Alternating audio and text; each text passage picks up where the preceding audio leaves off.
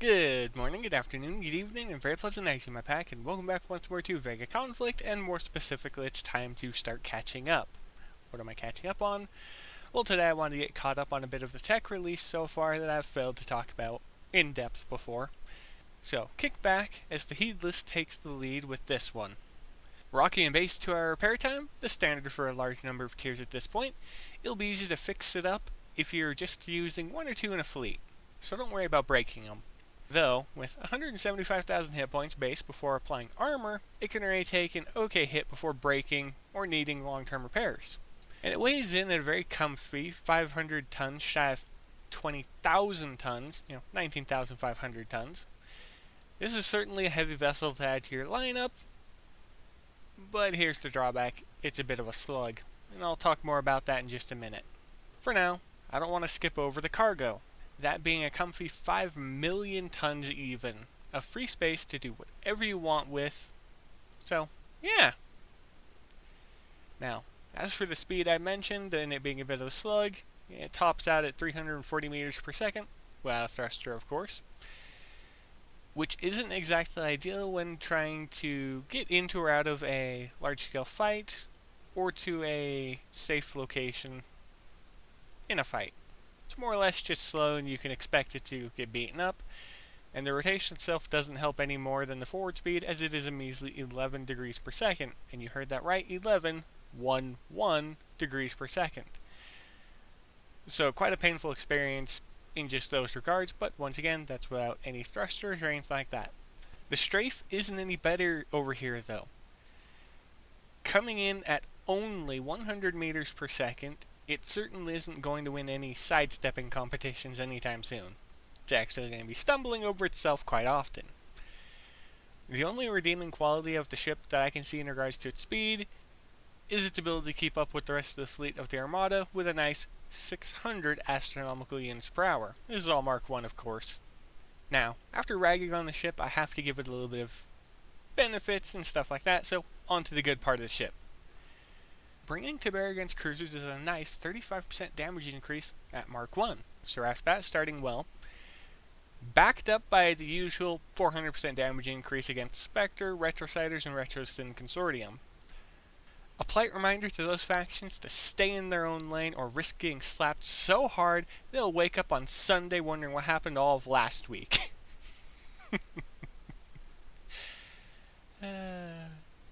Next is its standard feature that most battleships have, that being its 125% range value, which is just a fancy way of saying that any weapons you put on it get a smooth 25% range increase at the base level of their stats. And speaking of weapons, anything you strap to it will weigh 20% less because magic. Don't ask, because that's just how it works, at least for now. Finally, before moving on to the standard resistance, is its ability to come back from the dead with 20% of its maximum HP if it gets jumped by another player's fleet. Which is going to happen because we're playing in the middle of a PvP game. It's a nice little bonus that reminds me that the Marauders are still the best undead faction in the game. I do not regret saying that. Purple ship power for life.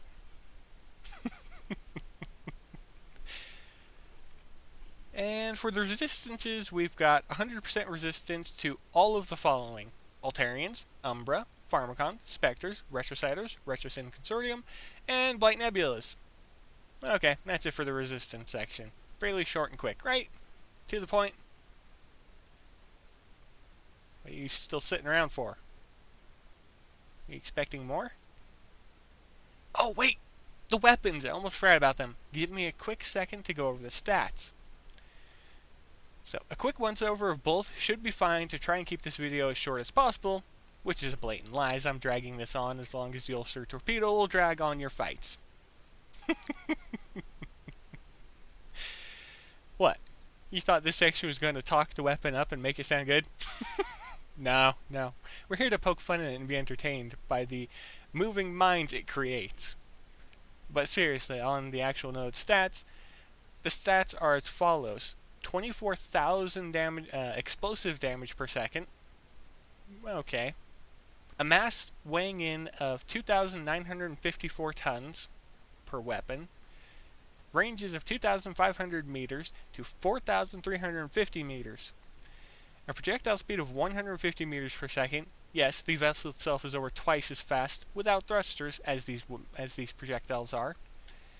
An AoE radius of 700 meters, and a projectile spread of 120 degrees. That's the level 1. Let's just do a quick once over of the level 2, and I'll get you all on your way again.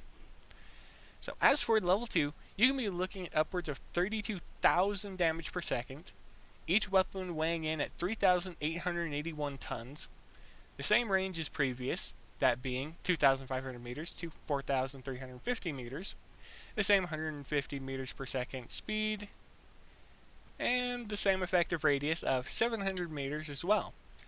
And lastly, that same 120 degree projectile spread to make sure the entire battlefield knows you were there. Emphasis on were, because by the time they detonate, the battle will have long since ended because everyone died of old age. You think I'm kidding? No. Just go ahead and watch them in combat sometime. Just randomly watch them. You will grow gray hairs by the time they explode. Alright, now, let's go ahead and let's get back to the base so I can send you all off once more. So, be safe out there, happy hunting, and as always, I'll see you next time.